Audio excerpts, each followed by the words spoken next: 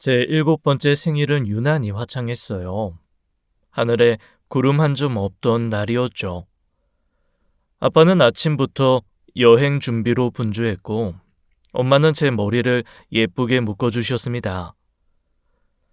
놀이공원에 간다는 말에 저는 밤새 잠을 설쳤었죠. 차 안에서 저는 뒷좌석에 앉아 창밖을 구경했어요. 빠르게 스쳐가는 가로수들이 신기했습니다. 엄마가 저를 보며 웃어주셨어요. 그 미소가 제가 기억하는 엄마의 마지막 얼굴이에요. 고속도로에 올라선 지 얼마 되지 않았을 때였죠. 맞은편에서 커다란 트럭 하나가 휘청거리더니 중앙선을 넘어왔습니다. 아빠가 핸들을 급하게 꺾었어요. 그 순간 엄마가 저를 보며 저를 안았죠. 굉음이 울렸고 세상이 빙글 돌았습니다. 그 뒤로는 아무것도 기억나지 않아요. 눈을 떴을 때 저는 낯선 천장을 보고 있었습니다. 온몸이 붕대로 감겨 있었죠. 코끝에 소독약 냄새가 진하게 배어 있었어요. 응급실이었습니다. 엄마, 아빠, 빛나야. 이모가 제 손을 잡았어요. 그 손이 파들파들 떨리고 있었습니다. 이모는 한참을 말없이 고개만 숙이고 있었죠. 엄마, 아빠는 하늘나라로 가셨어. 저는 그 말을 이해하지 못했습니다. 하늘나라가 어디인지, 왜 거기 가셨는지 알 수 없었어요. 그저 멍하니 천장만 바라봤죠. 7살 아이에게 죽음이란 너무 먼 단어였습니다. 장례식장에 도착했어야 저는 깨달았어요. 나란히 놓인 2개의 영정사진. 사진 속 엄마 아빠는 웃고 계셨지만 그 앞에는 하얀 국화꽃만 수북했습니다. 저는 그제야 울음을 터뜨렸죠. 목이 터져라 엄마를 불렀지만 대답은 돌아오지 않았어요. 훗날 중학생이 되어서야 알게 된 사실이 있습니다. 사고 순간 엄마가 저를 감싸 안으셨대요. 엄마의 몸이 제 방패가 되어준 거였죠. 그 덕에 저는 살아남을 수 있었습니다. 엄마는 마지막 순간까지 저를 지켜주신 거예요. 장례가 끝나자 친척들이 한자리에 모였습니다. 화제는 단 하나였죠. 이 아이를 누가 맡을 것인가요? 우리 집은 애가 셋이라 도저히 여유가 없어. 우리도 사정이, 신랑이 요즘 일이 없어서. 서로의 눈치를 살피는 침묵이 길게 이어졌습니다. 양가 조부모님은 이미 모두 돌아가신 뒤였어요. 저를 맡아줄 어른이 아무도 없었죠. 결국 저는 친척 집을 번갈아 떠돌았습니다. 몇 달씩 머물다 쫓겨나기를 반복했어요. 어느 집에선 밥을 따로 차려줬고 어느 집에선 대놓고 눈치를 줬죠. 도대체 언제까지 여기 있을 거야? 우리도 먹고 살기 힘든데. 왜 우리가 맡아야 하는 거야? 빛나 이모도 있다며. 짐이네 짐. 그 말이 7살 아이의 가슴에 낙인처럼 새겨졌습니다. 저는 매일 밤 이불을 뒤집어 쓰고 울었어요. 소리내어 울면 혼날까봐 입을 틀어막고 울었죠. 세상 어디에도 제 자리는 없다고 느꼈습니다. 부모님이 왜 저만 두고 떠나셨는지 원망스러웠어요. 그렇게 반년쯤 떠돌던 어느 날이었습니다. 낯선 아저씨 한 분이 이모 집으로 저를 찾아오셨어요. 빛나야, 나는 네 아빠 오랜 친구야. 아저씨 본 적 있지? 아저씨랑 같이 살자. 아저씨는 제 작은 손을 꼭 잡으셨습니다. 그 손이 따뜻했어요. 반년 만에 처음 느껴보는 온기였죠. 아저씨네 집에 도착한 날, 저는 오랜만에 제 방이라는 것을 가졌습니다. 작은 책상과 침대가 놓인 꽤 큰 공간이었죠. 그 방이 제게는 성 같았어요. 문을 닫으면 온전히 저만의 세계가 되는 곳이었습니다. 아저씨네 집에는 저보다 3살 많은 아들이 있었어요. 처음엔 서먹했지만 시간이 지나며 남매처럼 지내게 되었죠. 아저씨와 아주머니는 저를 친딸처럼 대해주셨습니다. 밥상에서 제 그릇에 반찬을 먼저 덜어주셨고 아플 때면 밤새 곁을 지켜주셨어요. 저는 그 따뜻함이 그저 감사했습니다. 고등학교를 졸업하고 대학 진학 시기가 되었을 때였어요. 아저씨가 저를 부르셨죠. 빛나야, 등록금은 내가 낼 테니까 걱정하지 마라. 저는 깜짝 놀랐습니다. 적지 않은 금액이었으니까요. 아저씨, 그건 너무 큰 돈이에요. 제가 알바해서. 됐어. 너는 공부만 해. 다른 생각하지 말고. 그런데 이상한 건 따로 있었어요. 아저씨는 친아들에게는 전혀 다른 말씀을 하셨죠. 학비는 스스로 벌어서 졸업을 하라는 것이었어요. 남자는 제 앞가림 정도는 해야지. 아저씨의 아들, 기락 오빠의 얼굴이 굳어졌습니다. 불만이 가득한 눈이었죠. 아주머니도 참지 못하고 입을 여셨어요. 여보, 왜 애한테만 그래요? 군대 다녀왔으면 이제 스스로 서는 법도 알아야지. 저는 그 자리에 있기가 너무 불편했습니다. 죄인이 된 것 같았어요. 아저씨, 저도 그럼 알바할게요. 저도 스스로 자립할게요. 빛나야, 괜찮다니까. 넌 아직 어리니까 나중에 하자. 아저씨는 끝내 고집을 꺾지 않으셨죠. 저는 결국 그 호의를 받아들일 수밖에 없었습니다. 어느 날 저는 용기를 내어 여쭤봤어요. 아저씨, 왜 저한테만 이렇게 잘해주세요? 전 남이잖아요. 아저씨는 잠시 멈칫하셨습니다. 무언가 말하려다 입을 다무셨죠. 그리고는 아무 대답 없이 제 머리를 쓰다듬고 방을 나가버리셨어요. 저는 그 뒷모습을 바라보며 이상하다고 느꼈습니다. 하지만 더 캐묻기가 미안해서 그냥 넘겼죠. 은혜를 입은 주제에 의심까지 하면 안 된다고 생각했어요. 그 뒤로도 아저씨의 유독한 챙김은 계속되었습니다. 저는 감사하면서도 마음 한켠에 알 수 없는 의문을 품게 되었죠. 왜 친자식인 기락 오빠보다 제게 잘해 주시는지를요. 그러던 어느 날이었습니다. 대학교 2학년이 되던 해 봄이었어요. 기락 오빠가 저를 집 근처 공원으로 불러냈습니다. 무슨 일인가 싶어 따라갔죠. 오빠는 벤치에 앉아 한참을 망설이다가 입을 열었어요. 빛나야, 나 사실 너 오래전부터 좋아했어. 나랑 사귀자. 봄바람이 멈춘 것 같았습니다. 오빠 얼굴을 올려다봤어요. 거기엔 농담의 기색이라고는 없었죠. 갑자기 무슨 소리야? 날 좋아하다니. 오빠는 그냥 내 오빠야. 아유, 남매가 아니니까 이러는 거야. 나 진심이야, 빛나야. 오래된 마음이야. 저는 단칼에 거절했습니다. 안 돼. 난 아저씨한테 너무 많은 걸 받았어.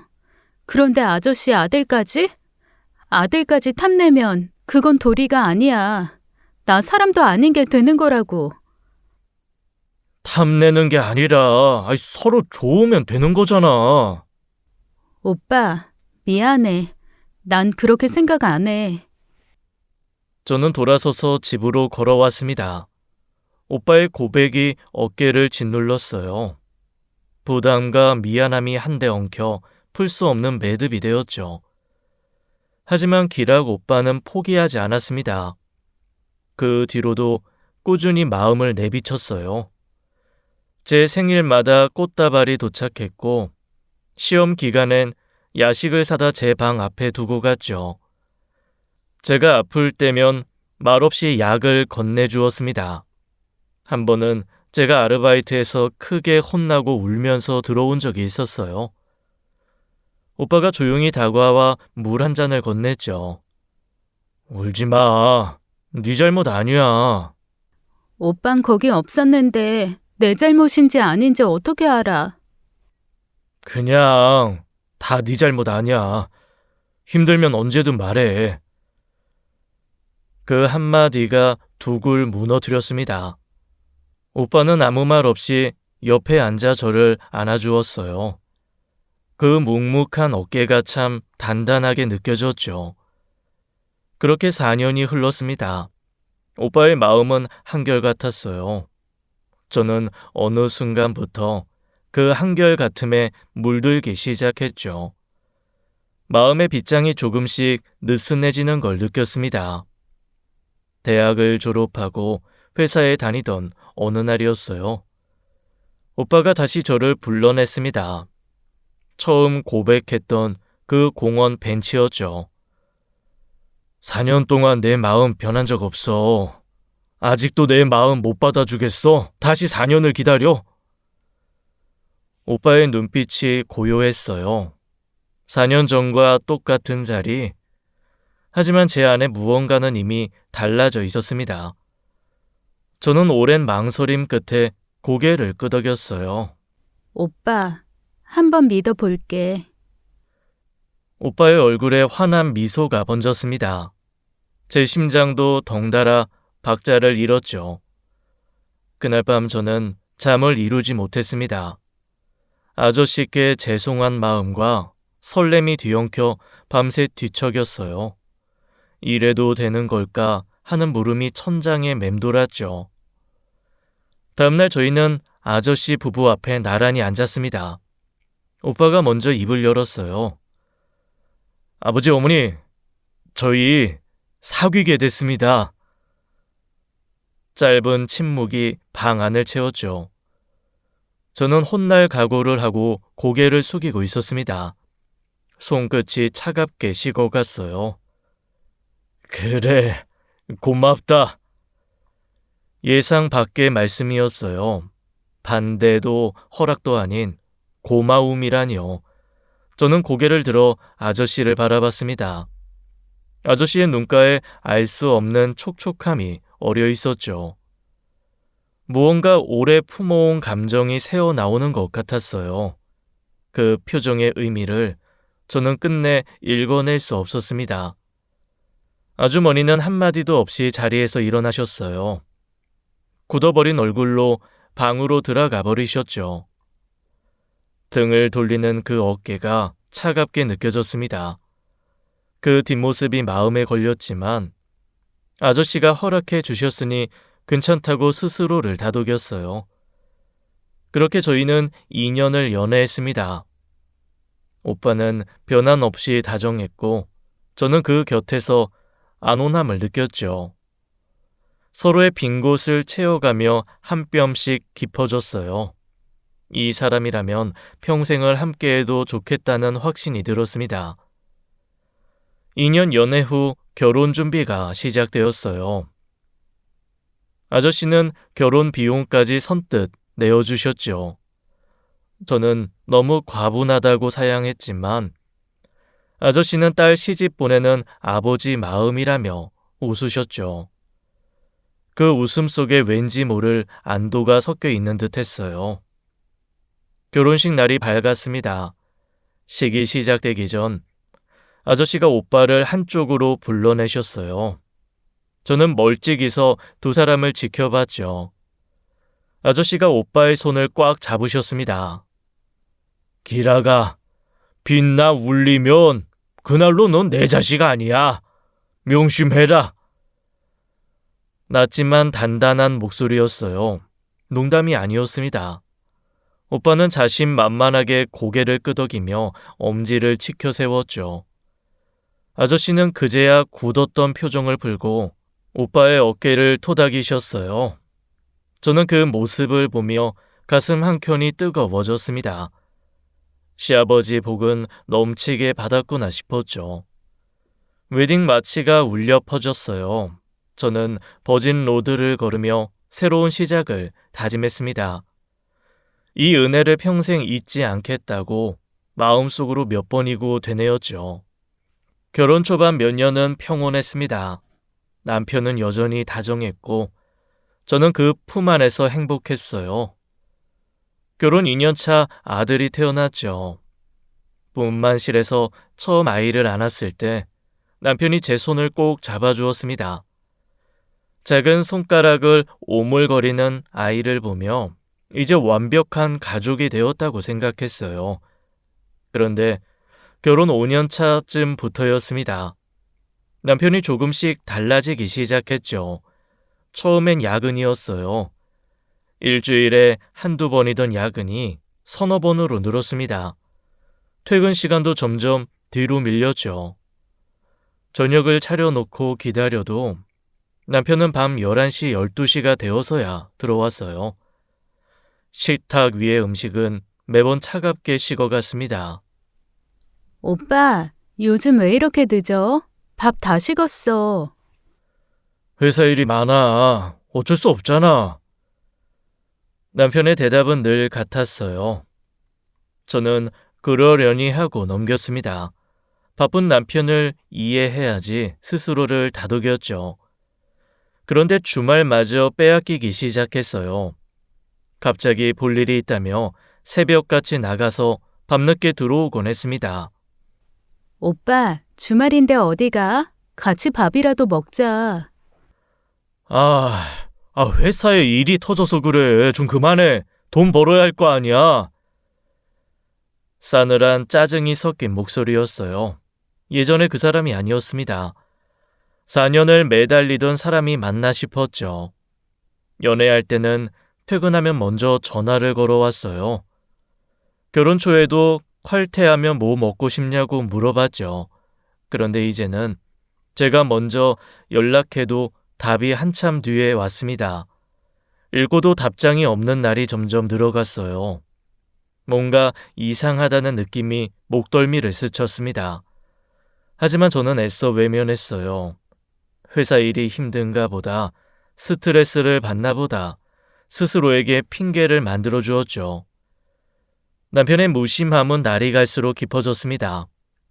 집에 있어도 대화가 없었어요. 같은 공간에 있는데 혼자인 것 같았죠. 밥상을 마주해도 남편의 시선은 항상 휴대폰 화면에 머물렀습니다. 공기가 점점 차갑게 가라앉는 느낌이었어요. 저는 불안해지기 시작했습니다. 혹시 내가 뭘 잘못했나? 그 생각이 머릿속을 떠나지 않았죠. 저는 남편에게 더 잘하려고 애를 썼어요. 좋아하는 반찬을 만들고 안마도 해주고 눈치를 살폈습니다. 하지만 돌아오는 건 무표정한 얼굴뿐이었죠. 그렇게 살얼음판을 걷는 결혼 생활이 이어졌어요. 결혼 6년 차 어느 가을날이었습니다. 퇴근 후 집 앞에 도착했을 때 낯선 중년 남자가 현관 앞에 서 있었어요. 50대쯤 되어 보였죠. 어딘가 익숙한 인상이었지만 기억나지 않았습니다. 남자는 저를 보더니 물었어요. 혹시 이 집 바깥 양반 아내분? 남편분 언제쯤 들어오시는지 아시나요? 저는 경계심이 들었습니다. 누구신데요? 무슨 일이시죠? 남자는 제 물음에 대답하지 않았어요. 대신 주머니에서 명함 한 장을 꺼내 제 손에 쥐어주었죠. 남편분께 꼭 연락 좀 부탁드립니다. 중요한 일이에요. 그 말만 남기고 남자는 돌아섰습니다. 저는 멍하니 그 뒷모습을 바라봤어요. 명함을 들여다보니 이름과 연락처만 적혀 있었죠. 소속도 직업도 아무것도 없었습니다. 이상한 느낌이 등줄기를 타고 흘렀어요. 그날 밤도 남편은 늦게 들어왔습니다. 저는 명함을 내밀었어요. 낮에 이 사람이 찾아왔어. 누구야? 남편은 명함을 받아들더니 굳어졌습니다. 찰나였지만 저는 분명히 봤어요. 남편의 눈동자가 흔들리는 것을요. 손가락 끝이 미세하게 떨리고 있었죠. 몰라. 처음 보는 사람인데? 남편은 명함을 구겨 쓰레기통에 던졌습니다. 근데 왜 우리 집을 알고 찾아온 거야? 중요한 일이래. 이상하지 않아? 잡상인 같은데 뭘. 신경 쓰지 마. 남편의 목소리에 날이 서 있었어요. 더 묻지 말라는 무언의 경고 같았죠. 저는 찜찜했지만 입을 다물었습니다. 남편이 쓰레기통에 버린 명함이 자꾸 눈에 밟혔어요. 다음날 아침 시아버지에게서 전화가 왔습니다. 평소와 다른 떨리는 목소리였어요. 빛나야, 지금 당장 땡땡병원으로 와라. 전화기 너머로 흐느끼는 소리가 들렸죠. 심장이 쿵 내려앉았습니다. 아버님, 무슨 일이세요? 왜 그러세요? 네 어머니가 죽었다. 네? 세상이 멈춘 것 같았어요. 저는 아무 말도 할 수 없었습니다. 어제 찾아왔던 낯선 남자 따위는 기억에서 완전히 지워졌죠. 병원에 도착했을 때 시아버지는 주저앉아 계셨어요. 백지장처럼 하얗게 질린 얼굴이었습니다. 시어머니는 극단적 선택을 하셨다고 했죠. 아무런 예고도 없이, 아무런 유서도 없이요. 남편은 시어머니 앞에서 무릎을 꿇고 오열했습니다. 어머니, 왜 이러셨어요? 왜? 저도 눈물이 쏟아졌어요. 시어머니는 저를 반기진 않으셨지만 그렇다고 미워하시지도 않으셨습니다. 한 지붕 아래서 20년을 함께한 분이셨습니다. 친정 어머니를 일찍 여인조에게 어머니라 부를 수 있는 유일한 분이셨죠. 장례는 슬픔 속에 치러졌어요. 시아버지는 며칠 동안 입을 다무셨습니다. 남편도 마찬가지였죠. 집안 전체가 검은 침묵에 잠겼어요. 장례가 끝난 후 시아버지가 저를 조용히 부르셨습니다. 손에 작은 쪽지 하나를 들고 계셨죠. 화장대 서랍에서 나왔다. 네 이름이 적혀있더구나. 저는 쪽지를 받아들었어요. 접힌 종이를 펼치자 흔들리는 글씨가 보였습니다.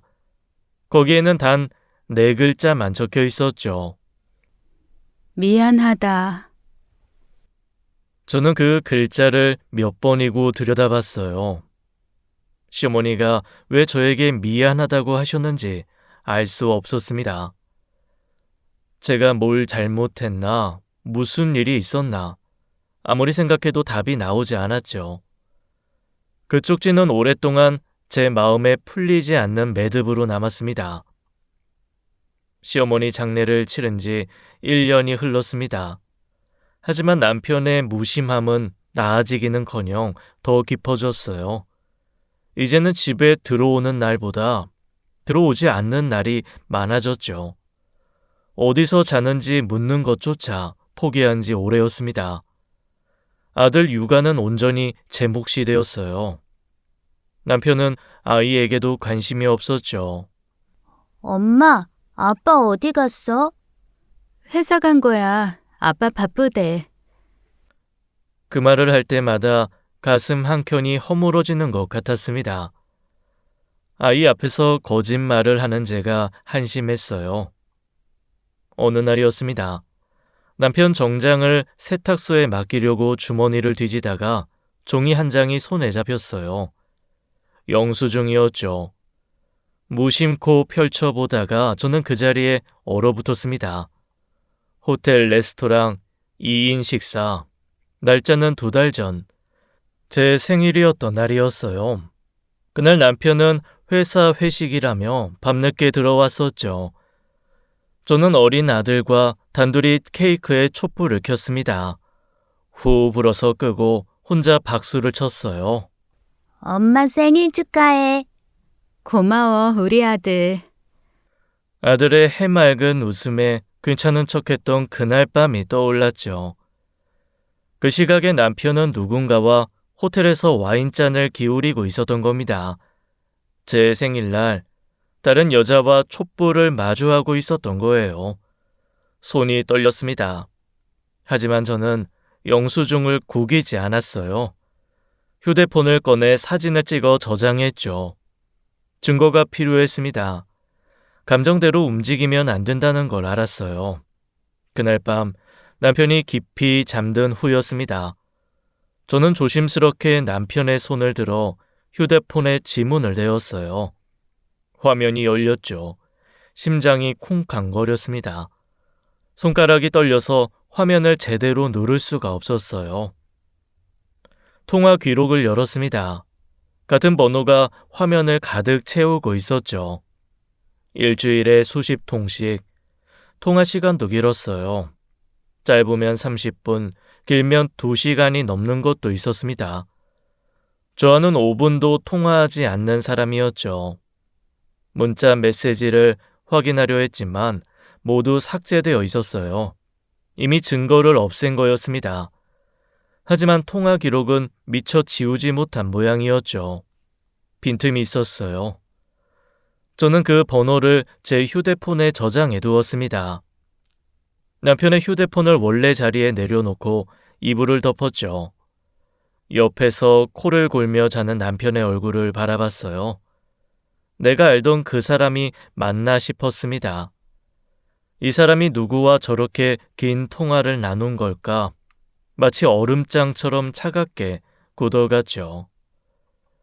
저는 아무 말도 하지 않기로 했습니다. 확실한 증거를 잡을 때까지 모르는 척하기로 했어요. 섣불리 움직이면 안 된다고 스스로를 다잡았죠. 다음 날부터 저는 남편의 모든 행동을 눈에 담기 시작했습니다. 언제 나가고 언제 들어오고 누구와 통화하는지 사냥감을 노리는 눈으로 지켜봤어요. 저는 고민 끝에 시아버지께 모든 걸 털어놓기로 마음먹었어요. 이혼을 생각하고 있다는 것까지요. 하지만 두려웠습니다. 남편과 헤어지는 것이 두려울 건 없었어요. 다만 이혼을 하면 시아버지와 관계가 끊어지는 건 아닐까 그것만이 걱정이었습니다. 저를 딸처럼 아껴주신 분이셨으니까요. 갈 곳 없는 저를 거두어 주신 분이셨으니까요. 그 인연마저 잃는 건 견딜 수 없었죠. 게다가 시어머니가 돌아가신 지 겨우 1년이었습니다. 시아버지에게 또 다른 충격을 드려도 되는 걸까 망설임이 깊었어요. 그래도 말씀드리기로 했습니다. 동네에서 같은 또래 아이를 키우며 친해진 친구에게 아들을 맡기고 시아버지 회사로 향했어요. 퇴근 시간이 지난 터라 사무실은 텅 비어 있었죠. 복도에 제 발소리만 울렸습니다. 사장실 앞에 도착했을 때였어요. 문틈 사이로 시아버지의 목소리가 새어나왔죠. 전화 통화 중이셨습니다. 그게 사실이란 말이야? 확실해? 언성이 높아져 있었어요. 평소 차분하시던 분의 목소리가 아니었습니다. 추가 조사를 더 진행해.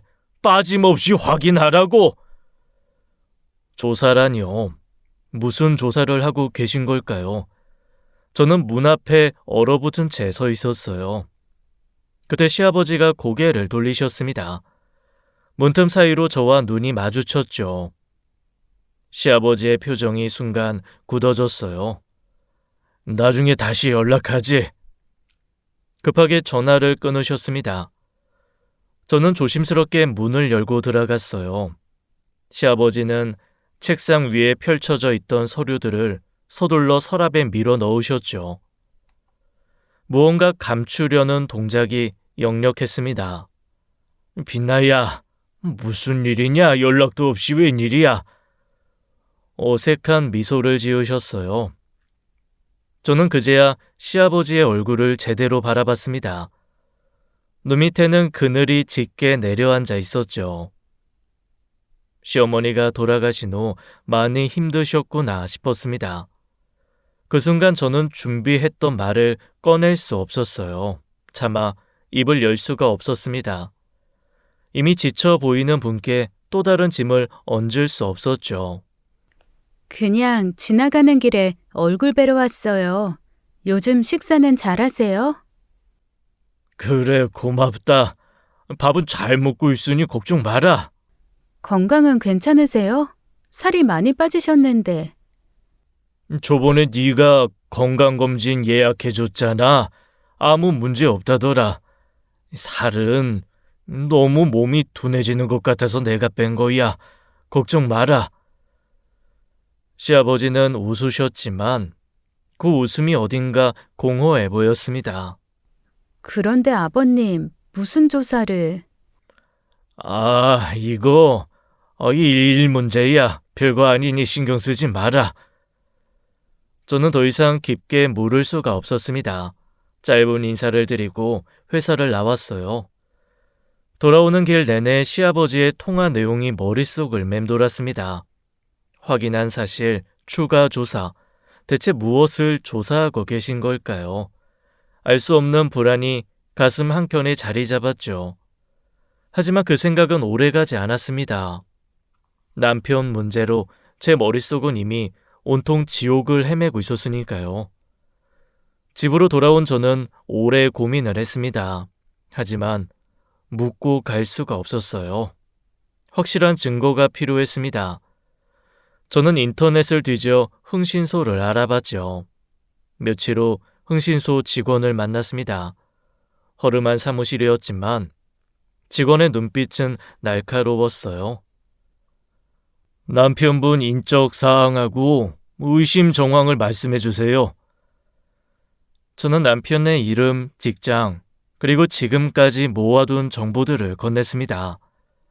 영수증 사진, 통화 기록, 늦은 귀가 패턴까지. 직원은 고개를 끄덕이며 메모했어요. 1달 정도 시간 주시면 됩니다. 연락드릴게요. 1달. 그 시간이 1년처럼 길게 느껴졌죠. 저는 아무 일 없다는 듯 남편 곁에서 밥을 먹고 잠을 잤습니다. 속이 썩어가는 줄도 모르게 웃어야 했어요. 1달 뒤 흥신소에서 연락이 왔습니다. 조사 완료됐습니다. 사무실로 오시죠. 저는 다시 그 허름한 사무실을 찾았어요. 직원이 두꺼운 서류 봉투를 건넸습니다. 저는 떨리는 손으로 봉투를 열었죠. 첫 장에는 남편과 어떤 여자의 사진이 있었어요. 모텔 앞에서 찍힌 사진이었죠. 두 사람이 나란히 걸어 들어가는 뒷모습. 다음 장에는 모텔 투숙 기록이 있었습니다. 같은 모텔을 수십 번 드나든 기록이었어요. 그 다음 장, 두 사람이 손을 잡고 거리를 걷는 사진이 있었죠. 역시 외도가 맞았습니다. 이럴 거면 왜 저를 그렇게 오래 기다렸는지 이해가 안 갔습니다. 남편이 환하게 웃고 있었습니다. 최근 몇 년간 제게는 보여주지 않던 웃음이었어요. 보고서에는 남편과 상간녀가 2년째 만나고 있다고 적혀 있었죠. 손이 떨렸지만 저는 페이지를 넘겼습니다. 마지막 장이었어요. 거기서 저는 숨이 멎는 것 같았죠. 대상자와 상간녀 사이에 자녀 1명이 확인됨. 현재 만 2세 추정. 혼외자. 남편에게 다른 아이가 있었습니다.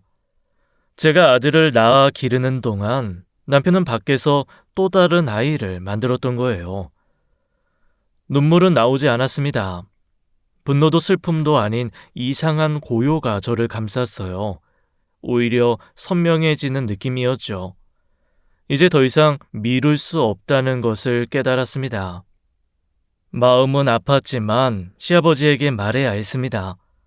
다음날 저는 시댁을 찾았어요. 시아버지 앞에 보고서를 펼쳐 놓았죠. 아버님, 저 이혼하려고요. 시아버지는 말없이 사진들을 들여다보셨습니다. 한 장 한 장 넘기실 때마다 얼굴이 굳어지셨죠. 마지막 장에서 시아버지의 손이 멈췄어요. 혼외자, 그 글자 위에서 시아버지 눈동자가 한참을 머무르셨습니다. 시아버지는 눈을 질끈 감으셨어요.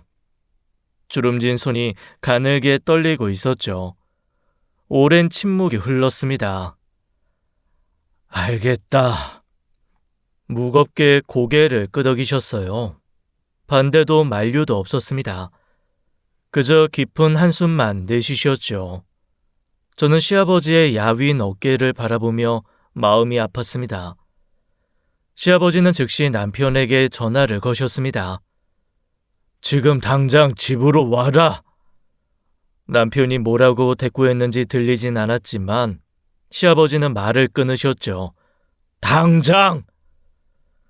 1시간 뒤 남편이 거실에 들어섰습니다. 느긋한 걸음이었어요. 무슨 일인지도 모른 채 소파에 털썩 앉았죠. 아버지, 무슨 일이세요? 갑자기 오라 그러시고 저 바빠요. 시아버지는 대답 대신 보고서를 남편 앞에 던지셨습니다. 사진들이 바닥에 흩어졌어요. 바람나서 바쁘냐? 두 집 살림에서 바빠? 이게 뭐냐? 낮지만 불을 머금은 목소리였죠. 남편은 바닥에 흩어진 사진들을 내려다봤습니다. 모텔 앞에서 찍힌 사진, 손잡고 걷는 사진, 그리고 마지막 장. 남편의 표정이 순간 굳어졌어요. 이게 뭔데요? 이 시침 잃을 때 네 꼴이 사진에 찍혀 있는데! 남편은 잠시 머뭇거리더니 이내 표정을 바꿨습니다. 그래서요, 제 인생인데 아버지가 왜 상관이에요? 발뺌이 아니었습니다. 뻔뻔한 당당함이었어요. 저런 말이 저 입에서 나올 줄은 상상도 못했죠. 뭐라고? 외도도 모자라서 혼외자까지 만들어 놓고 지금 네 인생이니까 내버려 둬라. 내 돈으로 내가 살고 싶은 대로 살겠다는데 뭐가 문제예요? 이혼하면 되잖아요. 시아버지의 얼굴이 불그락 푸르락 변했습니다. 30년 넘게 키운 아들의 입에서 나온 말이라고는 믿기 어려웠죠. 이 자식이! 퍽 시아버지의 손바닥이 남편의 뺨을 갈겼습니다. 거실에 메마른 소리가 울렸어요. 남편은 고개가 돌아간 채로 멈춰 있었죠. 남편 입술에서 피가 흘러내렸습니다. 입술이 찢어진 거였죠. 남편은 천천히 고개를 돌려 시아버지를 노려봤어요. 잘못했다는 말은 한마디도 없었습니다. 오히려 입꼬리가 비틀어져 올라갔죠. 저는 자리에서 일어났습니다. 아버님, 저 이혼할게요. 사과 따위 기대도 안 했습니다. 남편이 저를 돌아봤어요. 놀라움은 없었습니다. 대신 코웃음이 새어나왔죠. 잘 됐네. 그냥 협의 이혼하자. 남편은 주머니에 손을 찔러 놓고 거실을 나가버렸습니다. 뒤도 돌아보지 않았어요. 현관문이 닫히는 소리가 메아리처럼 울렸죠. 시아버지는 아들의 뒷모습을 멍하니 바라보고 계셨습니다. 얼굴에서 핏기가 빠져나가고 있었어요. 입술이 파르르 떨리고 있었죠. 저 자식이! 말을 잇지 못하셨습니다. 그때였어요. 시아버지가 갑자기 뒷목을 움켜쥐셨죠. 에이! 비틀거리시더니 그대로 쓰러지셨습니다. 저는 비명을 지르며 달려갔어요. 아버님 정신 차리세요. 시아버지의 눈이 반쯤 감겨 있었습니다. 의식이 흐릿한 상태였죠. 저는 떨리는 손으로 휴대폰을 꺼내 119를 눌렀어요. 사람이 쓰러졌어요. 빨리 와주세요. 제발요.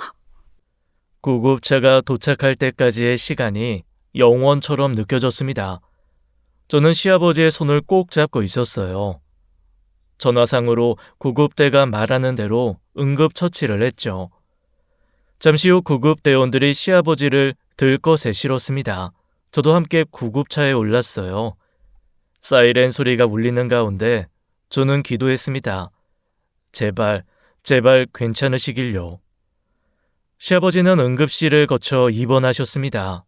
정밀 검사가 필요하다고 했어요. 저는 며칠간 병원을 오가며 결과를 기다렸죠. 검사 결과가 나온 날 의사가 저를 따로 불렀습니다. 복도 끝 상담실로 안내받았어요. 의사의 표정이 무거웠죠. 보호자분이시죠? 앉으세요. 저는 의자에 앉았습니다. 심장이 불길하게 뛰었어요. 환자분께서는 췌장암입니다. 이미 다른 장기로 전이가 된 상태예요. 남은 시간이 길어야 6개월 정도로 보입니다. 시한부, 그 단어가 머릿속에서 메아리 쳤어요. 다리에서 힘이 빠져나갔습니다. 저는 그 자리에 주저앉았죠. 보호자분, 괜찮으세요? 괜찮지 않았어요. 아무것도 괜찮지 않았습니다. 저를 키워주신 분이, 아버지처럼 아껴주신 분이 6개월밖에 남지 않았다니. 병실로 돌아오는 발걸음이 천근만근이었습니다. 시아버지는 창밖을 바라보고 계셨어요. 저는 억지로 미소를 지으며 들어갔죠. 들키면 안 된다고 스스로를 다잡았습니다. 그날 밤 저는 남편에게 문자를 보냈어요. 아버지, 시한부 6개월 선고받으셨어. 병원 와봐. 읽음 표시가 떴습니다. 하지만 답장은 오지 않았어요. 1시간이 지나고 2시간이 지났죠. 아무런 연락이 없었습니다. 저는 휴대폰을 내려놓았어요. 마지막 남아있던 정마저 쓰러지는 것을 느꼈죠. 저 사람은 이미 가족이 아니었습니다. 아니, 처음부터 가족이었던 적이 없었는지도 몰라요. 며칠 뒤 병실에 낯선 남자가 찾아왔습니다. 60쯤 되어 보이는 점잖은 인상이었어요. 안녕하세요. 저 이신우라고 합니다. 의연이 오랜 친구이자 변호사입니다. 시아버지가 반갑게 맞으셨죠. 비나야, 잠깐 자리 좀 비켜줄 수 있겠니? 신우랑 할 얘기가 있어서. 저는 고개를 끄덕이고 병실 밖으로 나왔습니다. 복도 의자에 앉아 기다렸어요. 무슨 이야기를 나누시는 걸까 궁금했죠. 30분쯤 지났을까요? 변호사가 병실에서 나왔습니다. 가볍게 목례를 하고 복도를 걸어갔어요. 손에 서류 봉투를 들고 있었죠. 저는 병실로 들어갔습니다. 시아버지가 저를 부르셨어요. 빛나야, 이리 와서 앉아봐라. 저는 침대 옆 의자에 앉았습니다. 시아버지가 제 손을 잡으셨어요. 야윈 손이었지만 힘이 느껴졌죠. 앞으로 내가 뭔가를 할 거다. 놀라지 마라. 아버님, 무슨 말씀이세요? 뭘 하시려고요? 시아버지는 대답 대신 희미하게 웃으셨습니다. 때가 되면 알게 된다. 더 묻고 싶었지만 시아버지의 눈빛이 말을 멈추게 했어요. 무언가 단단히 결심을 한 눈이었죠. 저는 불안했지만 시아버지를 믿기로 했습니다. 그 뒤로 변호사는 자주 병실을 찾아왔어요. 시아버지와 서류를 주고받으며 무언가를 준비하고 계셨죠. 저는 무슨 일인지 알 수 없었지만 묵묵히 곁을 지켰습니다. 저는 매일 병원을 찾았습니다. 시아버지 곁을 지키며 식사를 챙기고 약을 드리고 밤잠을 설쳤어요. 시아버지는 날이 갈수록 야위어 가셨죠. 광대뼈가 도드라지고 손등에는 핏줄이 선명하게 떠올랐습니다. 아버지처럼 따르던 분이 쓰러져가는 모습을 지켜보는 건 잔인한 일이었어요. 저는 병실 밖 복도에서 몰래 눈물을 훔치곤 했죠. 전 남편은 끝내 병원에 오지 않았습니다. 아버지가 시한부라는 사실을 알면서도요. 한 번도 단 한 번도 얼굴을 비추지 않았어요. 저는 더 이상 그 사람에게 연락하지 않았습니다. 기대조차 하지 않았죠. 어느 날이었어요. 시아버지가 저를 부르셨습니다. 빛나야, 여기 앉아봐라. 할 말이 있어. 목소리가 평소보다 무거웠어요. 저는 침대 옆 의자를 끌어당겨 앉았습니다. 시아버지가 천장을 한참 바라보시다가 입을 여셨죠. 네 시어머니가 외도를 했다. 저는 숨을 멈췄습니다. 그리고 기락이는 내 친자식이 아니야. 순간 귓속이 먹먹해졌어요. 무슨 말씀을 하시는 건지 머리가 따라가지 못했습니다. 시아버지는 힘겹게 말을 이어가셨죠. 1년 전이었다. 어떤 남자가 네 시어머니를 만나고 있다는 걸 알게 됐어. 흥신소를 써서 그 남자 뒷조사를 했지. 조사 결과 그 남자가 시어머니의 옛 연인이었다는 사실이 밝혀졌다고 하셨어요. 젊은 시절 외도 상대였던 겁니다. 그 남자가 기락이 친아버지야. 나한테 협박을 하더구나. 진실을 폭로하겠다고. 그 남자는 시어머니와 남편을 협박해 돈을 뜯어내려 했다고 하셨어요. 시아버지는 아들 몰래 DNA 검사까지 하셨다고 했죠. 결과가 나왔는데 불일치였어. 기락이는 내 피를 받지 않은 아이였다. 시아버지의 목소리가 갈라졌습니다. 30년을 넘게 아들인 줄 알고 키웠는데 그게 아니었던 거예요. 저는 그 심정이 어떠셨을지 감히 헤아릴 수 없었죠. 그래도 30년을 넘게 키운 자식이니까 비밀로 묻으려고 했다.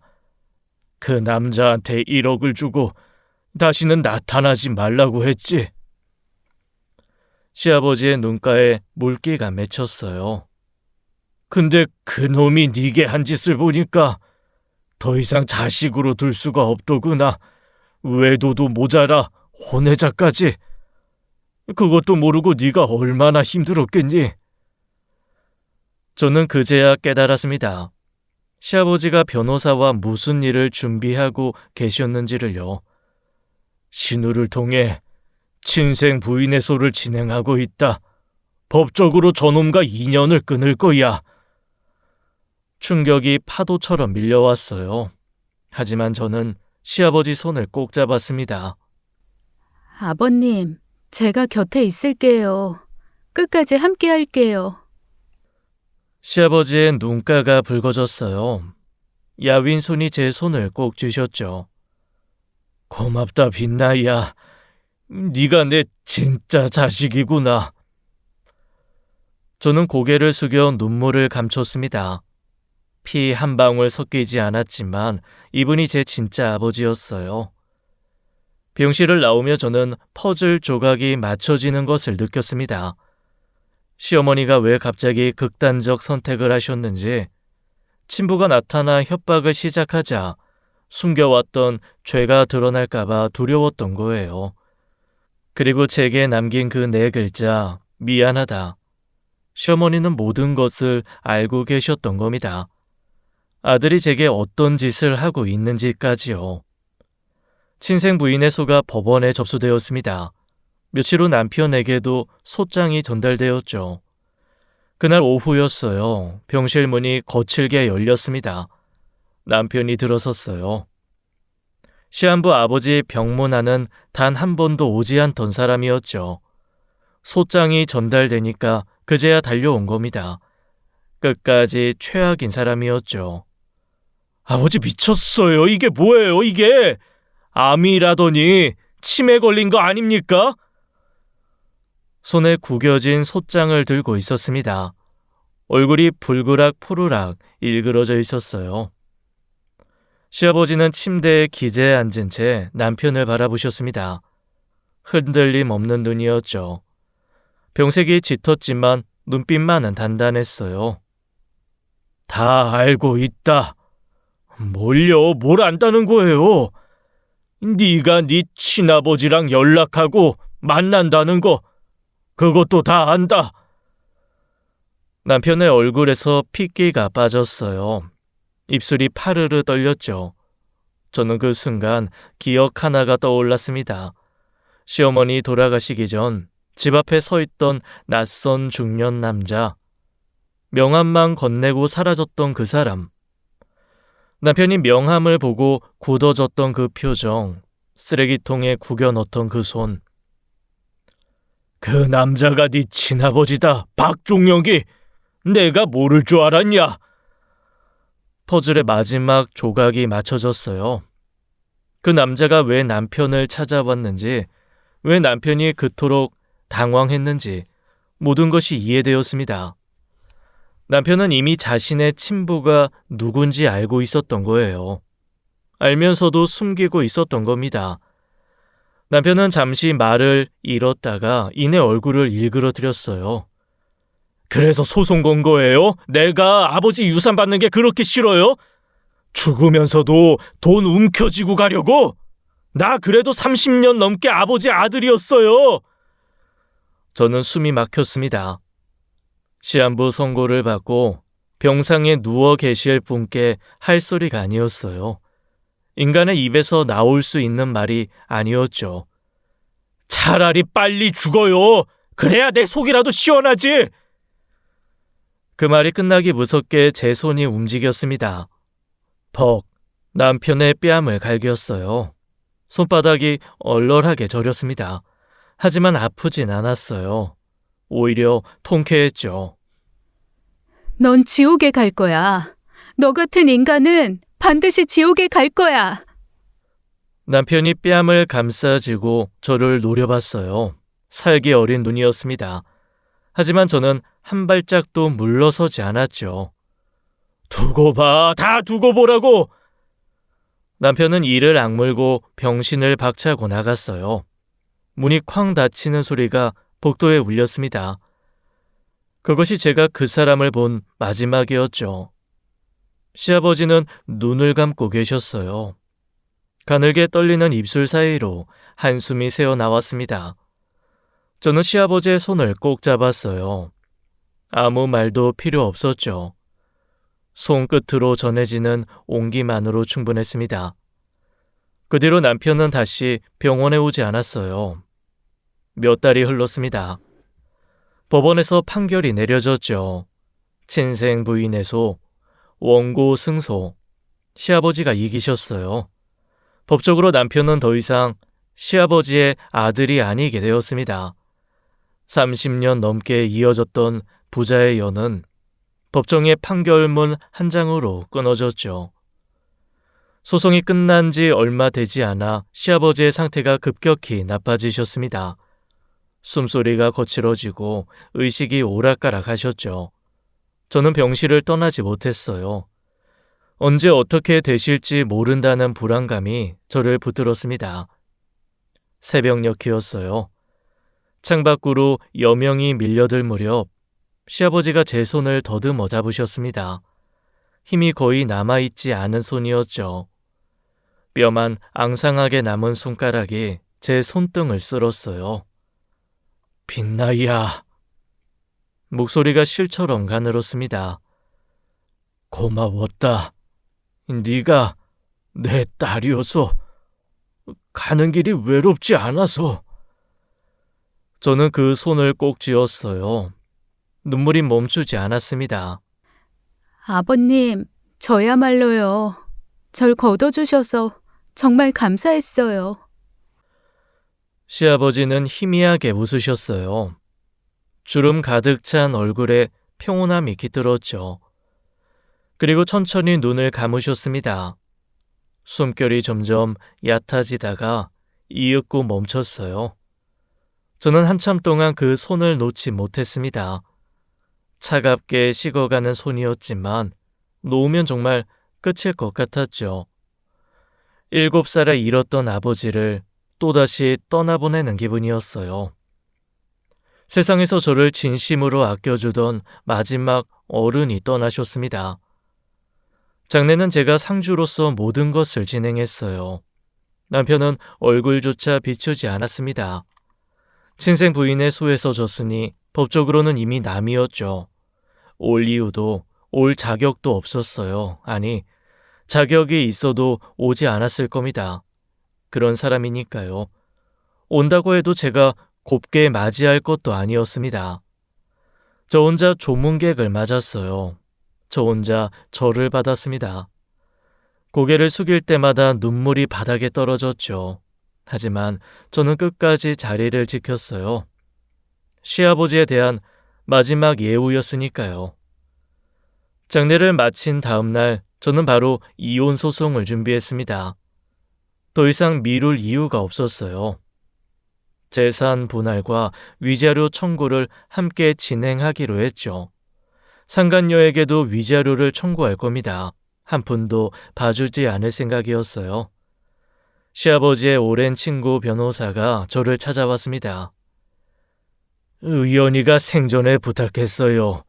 빛나씨 소송 끝까지 도와달라고. 저는 가슴이 뭉클해졌어요. 제가 맡겠습니다. 걱정 마세요. 의연이 마지막 부탁이니까요. 시아버지는 돌아가시는 순간까지 저를 챙겨주셨습니다. 당신이 떠난 후에도 제가 무너지지 않도록 미리 손을 써두신 거였죠. 눈물이 또 흘러내렸어요. 저는 다짐했습니다. 시아버지가 지켜주신 이 삶을 헛되이 하지 않겠다고요. 이혼 소송이 시작된 지 다음 날이었습니다. 시아버지의 친구 변호사가 저를 찾아오셨어요. 손에 서류 봉투 하나를 들고 계셨죠. 표정이 묘하게 긴장되어 있었습니다. 빛나씨, 이 의현이 유언장입니다. 이혼 소송도 이혼 소송이지만 상속 절차를 진행해야 해요. 유언장, 시아버지가 남기신 마지막 말씀이었습니다. 저는 떨리는 손으로 봉투를 받아들었어요. 봉인된 부분이 시아버지의 도장으로 찍혀 있었죠. 봉투를 뜯고 서류를 펼쳤습니다. 첫 줄을 읽는 순간 저는 숨이 멎는 줄 알았어요. 본인의 모든 재산을 며느리 서빈나에게 상속한다. 모든 재산이라뇨. 저는 몇 번이고 그 문장을 다시 읽었습니다. 글자가 흔들려 보였어요. 제대로 읽은 게 맞나 싶었죠. 그대로입니다. 서울 송동구 상가 건물과 의연이가 살던 아파트예요. 변호사가 상세 내역서를 펼쳐 보여주셨습니다. 상가 건물 시가가 약 220억 정도 됩니다. 아파트는 별도고요. 220억. 상상조차 해본 적 없는 숫자였어요. 저는 한동안 입을 열지 못했습니다. 숫자가 너무 커서 현실감이 없었죠. 이건 제가 받아도 되는 건가요? 저는 피도 안 섞인 며느리인데. 물론이죠. 친생 부인의 소에서 승소했기 때문에 기라기는 법적으로 상속권이 없습니다. 유일한 상속인은 빛나 씨예요. 의연이가 그렇게 유언장을 작성했어요. 시아버지는 모든 것을 준비해 두셨던 겁니다. 당신이 떠난 후에도 제가 흔들리지 않도록요. 친생 부인의 소도 유언장도 모두 저를 위한 것이었어요. 저는 유언장을 가슴에 안고 한참을 울었습니다. 며칠 후였어요. 유산 상속 소식이 어디서 샜는지 남편이 저를 찾아왔습니다. 눈에 핏발이 서 있었죠. 온몸에서 술 냄새가 진동했어요. 며칠째 씻지 않은 듯 행색이 엉망이었습니다. 야, 서빈나! 그 돈 내 거야! 내 거라고! 남편이 제게 달려들었어요. 주먹을 치켜들고 저를 향해 돌진했습니다. 아버지 재산 네가 왜 가져가? 네가 뭔데? 네가 뭔데? 네가 아버지 조종했냐? 침이 제 얼굴에 튀었어요. 광기 어린 눈이었습니다. 이 사람이 내게 결혼했던 사람인가 싶었죠.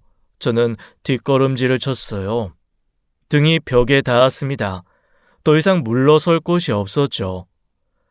남편의 주먹이 제 얼굴을 향해 날아봤어요. 그 순간이었습니다. 어디선가 남자 셋이 나타났어요. 한 명이 남편의 팔을 비틀어 잡았고 다른 한 명이 남편을 바닥에 넘어뜨렸죠.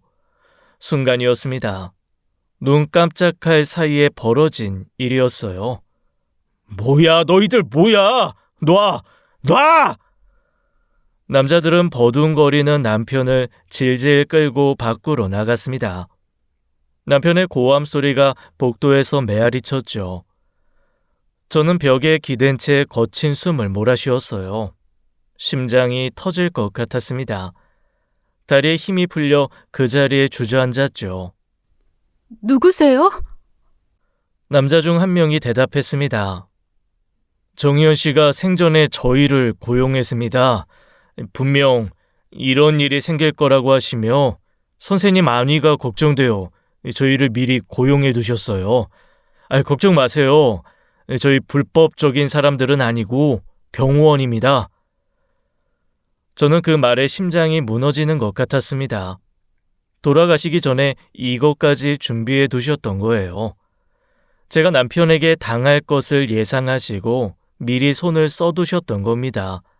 마지막 순간까지, 숨이 끊어지는 그 순간까지 저를 걱정하셨던 거예요. 눈물이 멈추지 않았습니다. 떠나시고 나서도 저를 지켜주셨네요. 저는 창가로 걸어갔습니다. 하늘을 올려다봤어요. 구름 한 점 없이 맑은 하늘이었죠. 아버님, 감사합니다. 정말 감사합니다.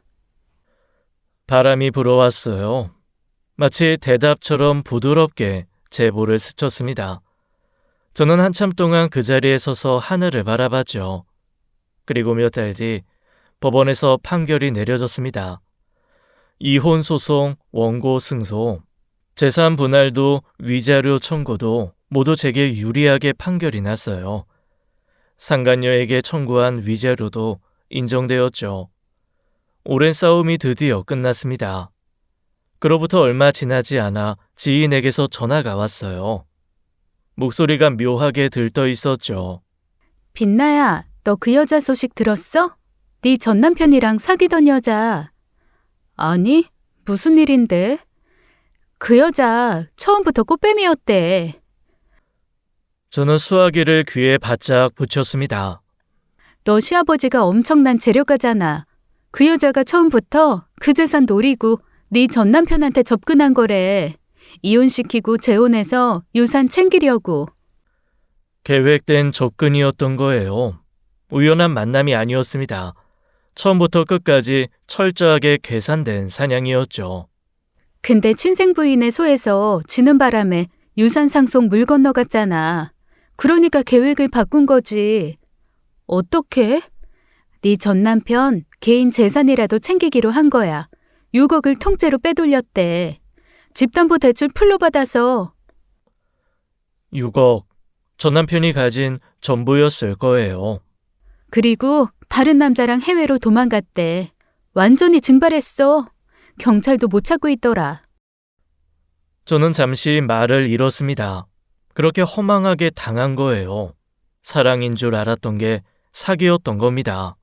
그것만이 아니야. 그 여자가 낳은 아이 있잖아. 혼외자. 그 애도 네 전 남편한테 떠넘기고 갔대. 아이까지? 졸지에 혼자서 아이 키워야 하는 상황이 된 거지. 사랑하는 여자에게 재산을 빼앗기고 아이까지 떠넘겨지고 시아버지에게는 이미 버림받았고 제게서는 위자료까지 물어야 하고 전 남편은 완전히 밑바닥까지 추락하고 말았죠. 지금 단칸방에서 아이 키우면서 힘겹게 산다더라. 완전히 바닥까지 추락한 거야. 내가 이 소식 듣고 진짜 너무 고소해서 너한테 바로 전화한 거야. 저는 조용히 듣고 있었습니다. 이상하게도 아무런 감정이 일지 않았어요. 동정심도 통쾌함도 아무것도요. 그렇구나. 너 괜찮아? 별 반응이 없네. 괜찮아. 그냥 자업자득이라는 생각밖에 안 들어. 뿌린 대로 거둔 것뿐이었습니다. 남을 속이던 자가 남에게 속았어요. 버리던 자가 버림받았죠. 세상은 그렇게 돌고 도는 거였습니다. 끊을게. 얘기 고마워. 저는 전화를 끊었어요. 창밖을 바라봤습니다. 하늘이 맑았죠. 이제 정말 끝났다는 생각이 들었습니다. 그리고 이혼 후 2년이 지난 어느 날이었습니다. 낯선 번호로 전화가 왔어요. 여보세요? 나야. 그 목소리를 잊을 리 없었죠. 전 남편이었습니다.